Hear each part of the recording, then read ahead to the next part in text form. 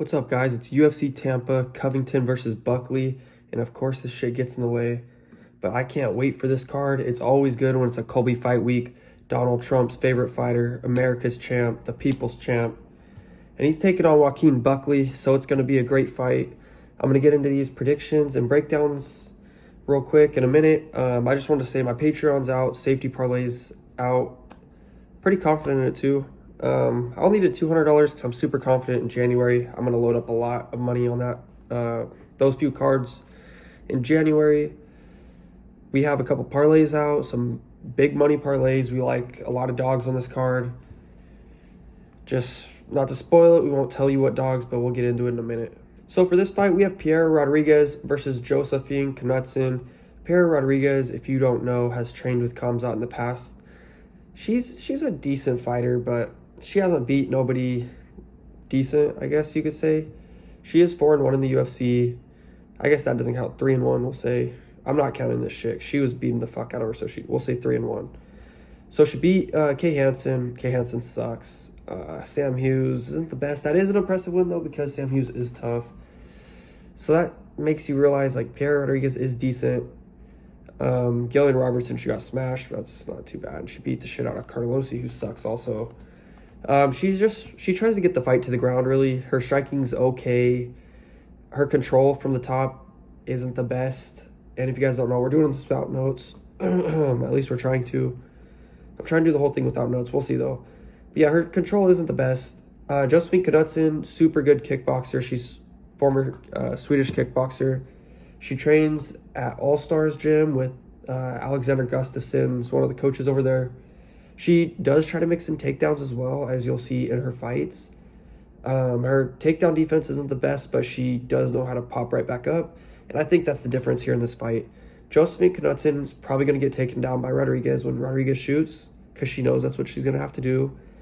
And her control isn't very good, so Knutsson's going to pop right back up, piece up Rodriguez on the feet, and she's just going to be the way cleaner, more technical striker.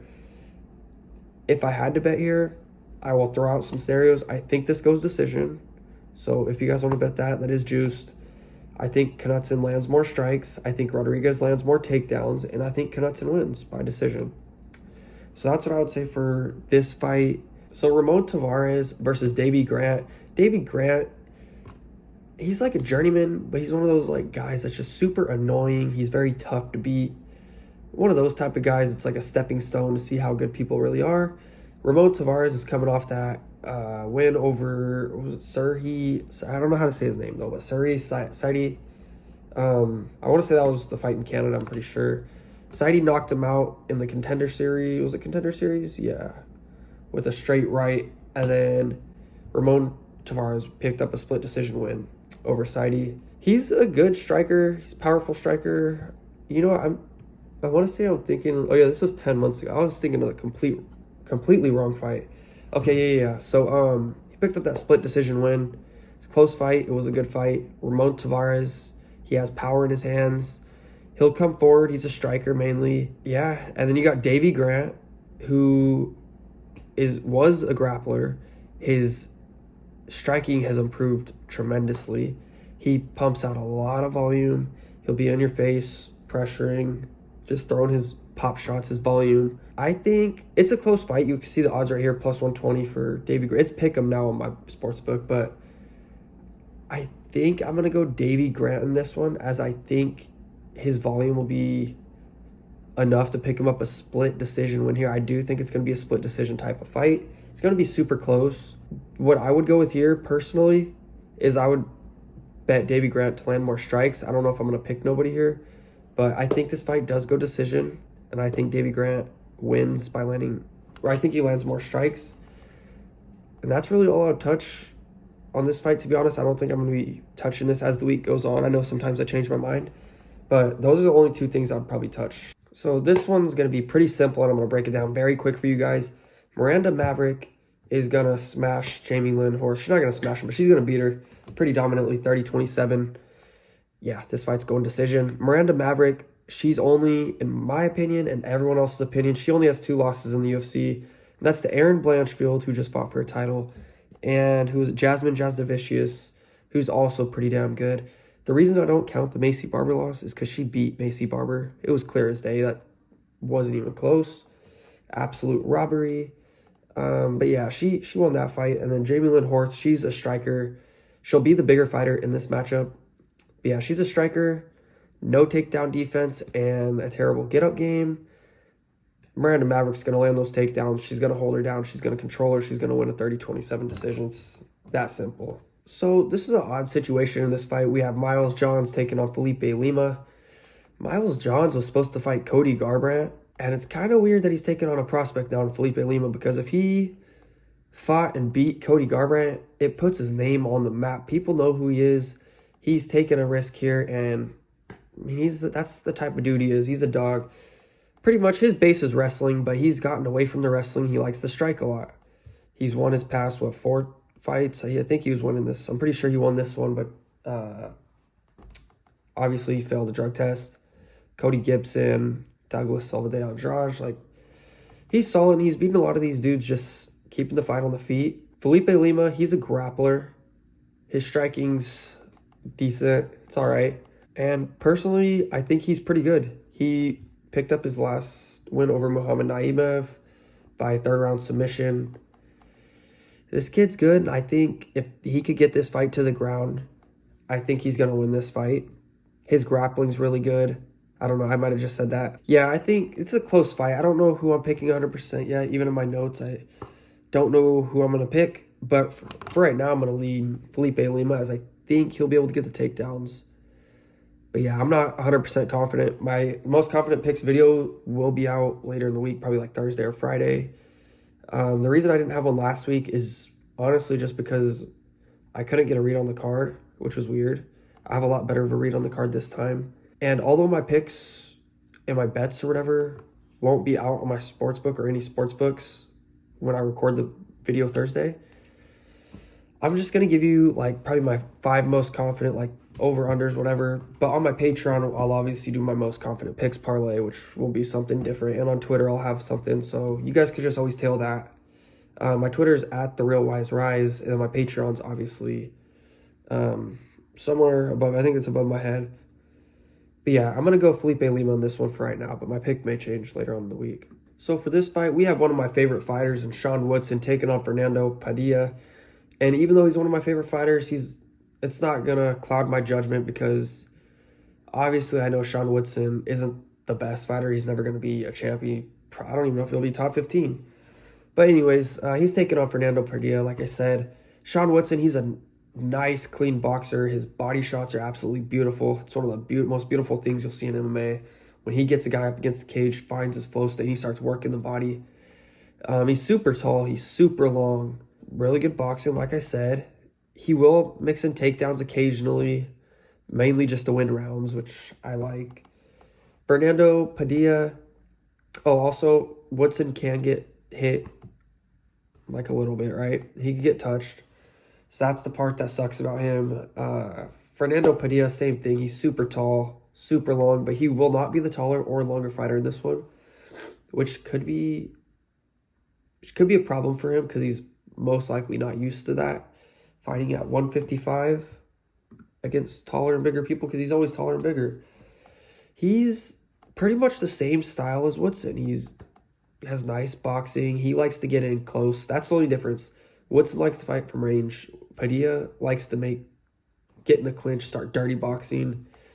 He is like a boxer style, though. He'll use his kicks to try to keep the range before he closes. It's kind of like when he uses his hands, he wants to get close, fight like a short fighter.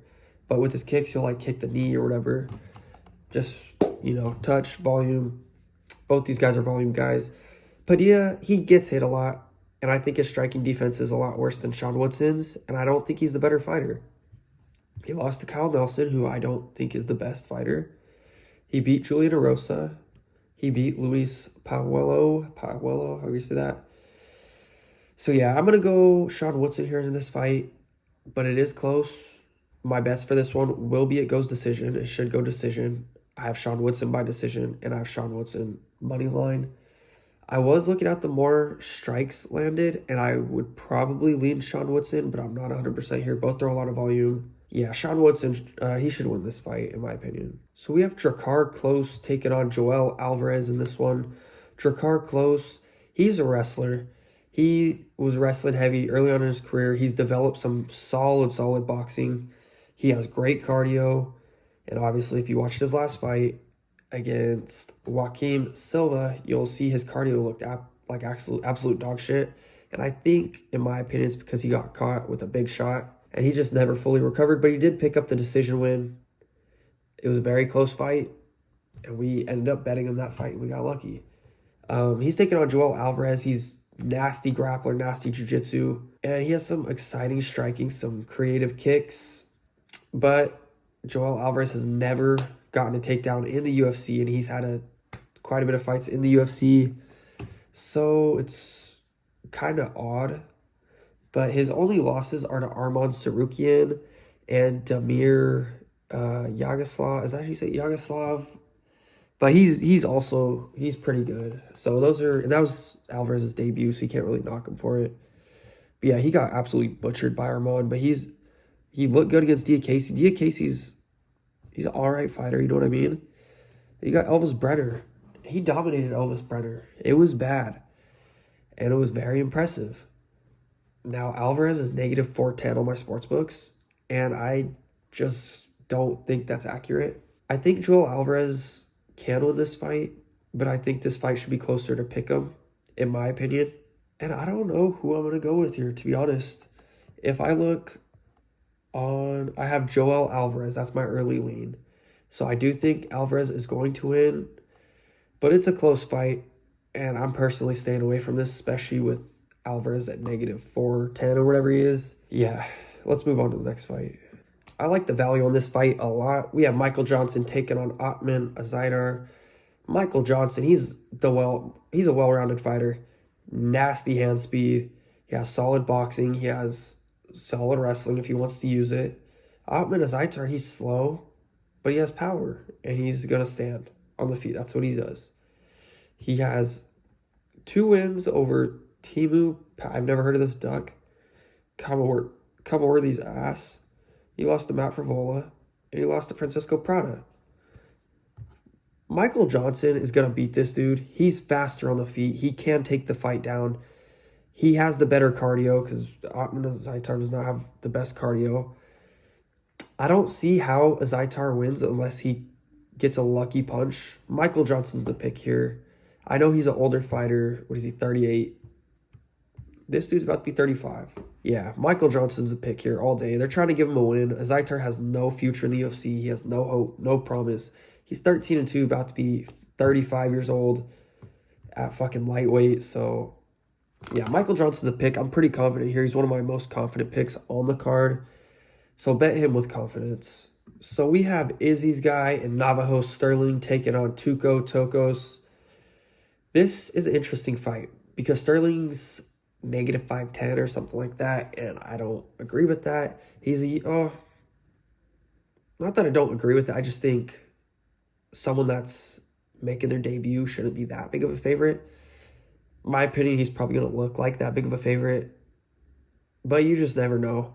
Navajo Stirling, he's a kickboxer. He's from, City Kickboxing. He's there with Volk, Izzy, Hooker, Carlos Olberg. If I'm missing someone, my bad. But he's with all those guys. He's taking on Tuco Tokkos. Dude, I'm so fucking tired. Tuco Tokkos. He's a wrestler, and that's what he's going to try to do. He's going to try to get the fight to the ground. I don't know if he will be able to, because we know people from City Kickboxing notoriously have good takedown defense. And personally, I think Stirling's pretty good. He wrestles. He also kickboxes. You know what I mean? He'll try to go for takedowns here and there.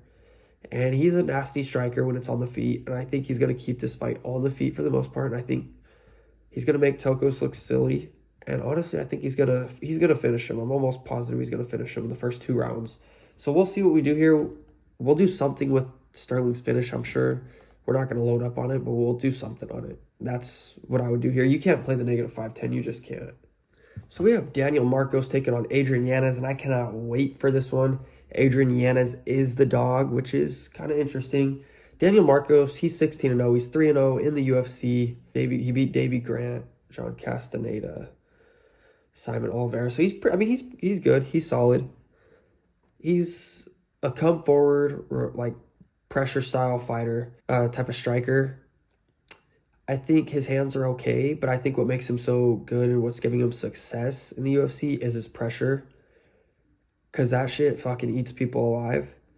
And that could be a problem in this fight for Yanez. Also, he has to defend the leg kicks. Yanez got that lead leg chopped up by Jonathan Martinez in that loss. And then obviously he got jabbed to death by Rob Font. This dude's not Rob Font. I think Yanez has the cleaner hands. I think he has cleaner striking. This is going to be a stand-up fight. Yanez definitely has the better boxing for sure. But he does get hit. He struggles to defend leg kicks. And he's a slow starter. All three of those could be an issue.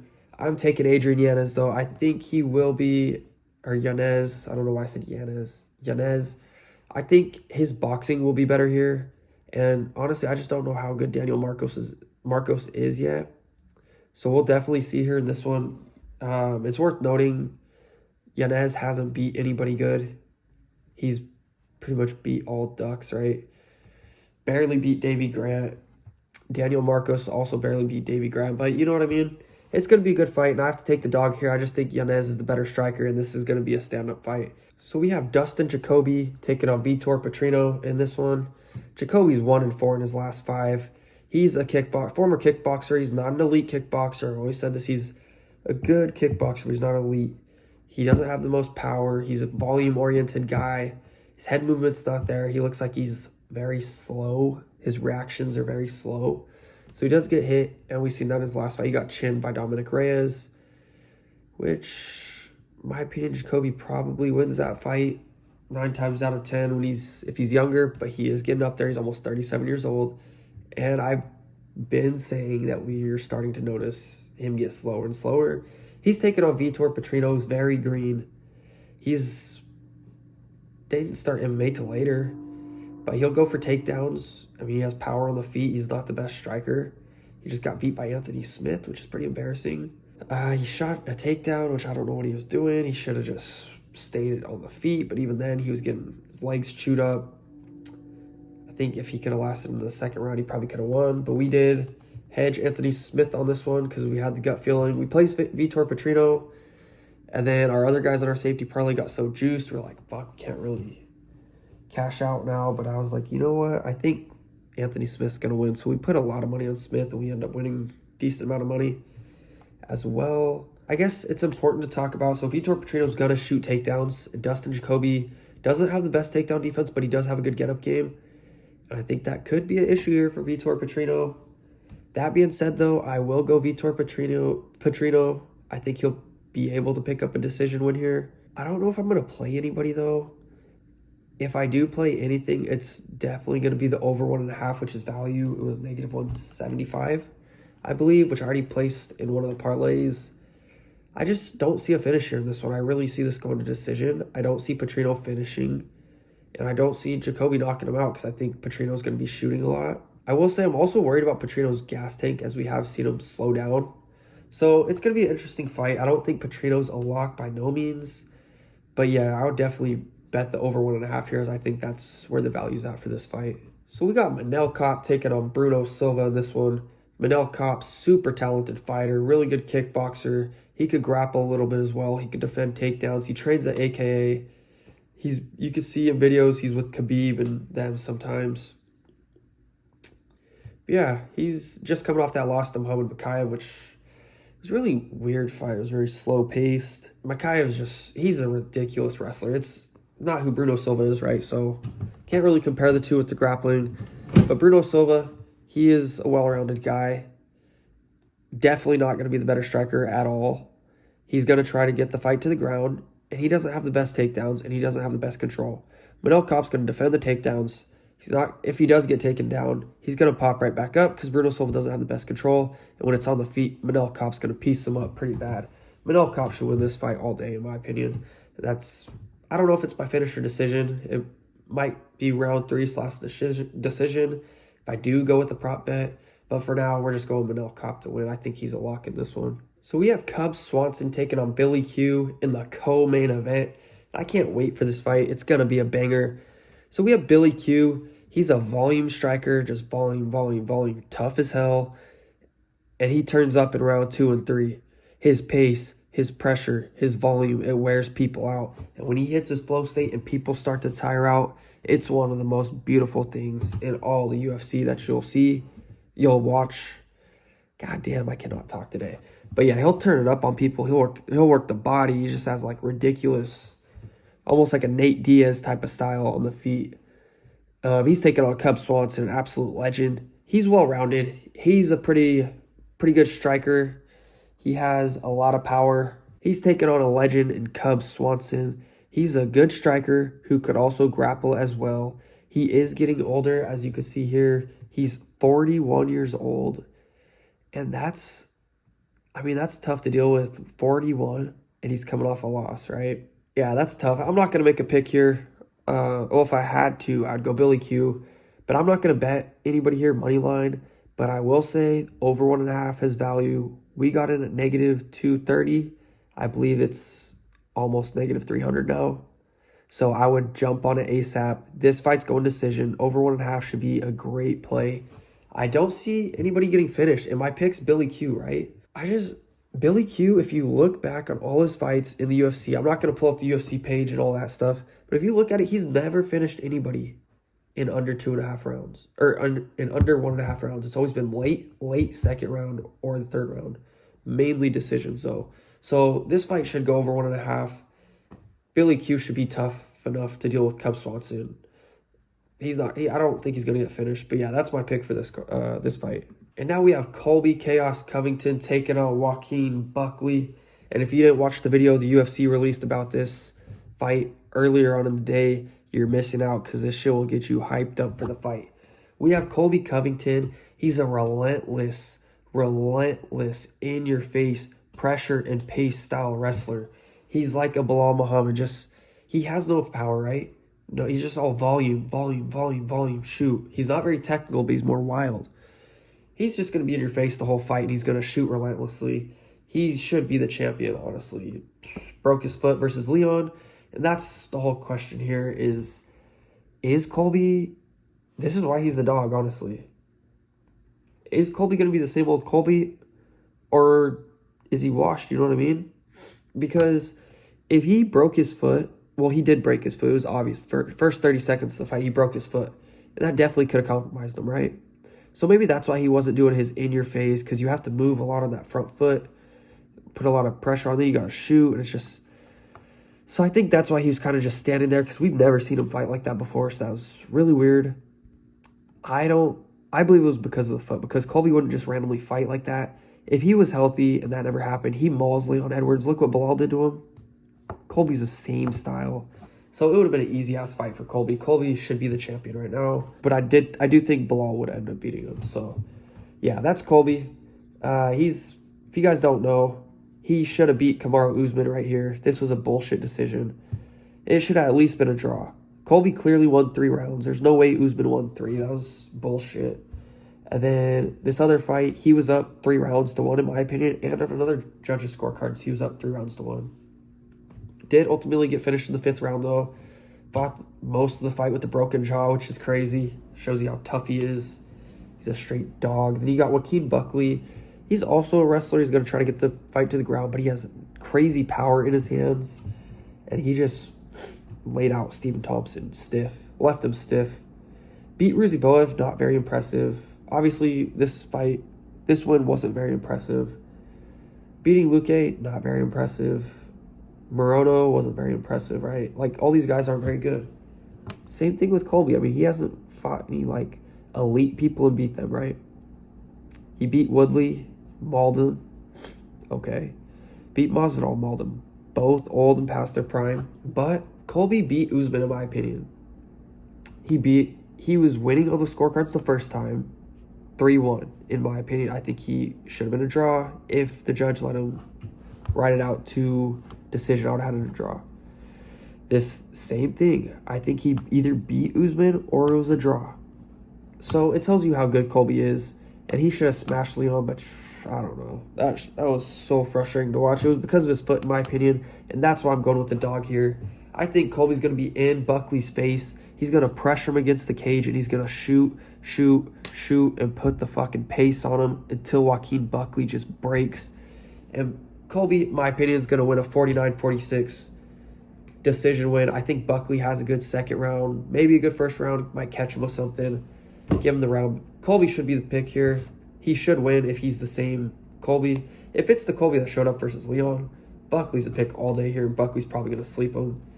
But I don't think that's the case. Colby should pick up the win and give me a plus 205 dog in this one.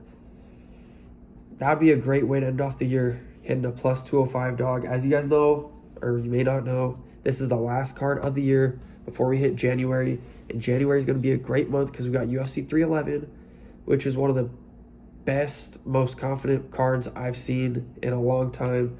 We got Bellator where Usman's taking on Paul Hughes, Usman Nurmagomedov, Khabib's cousin.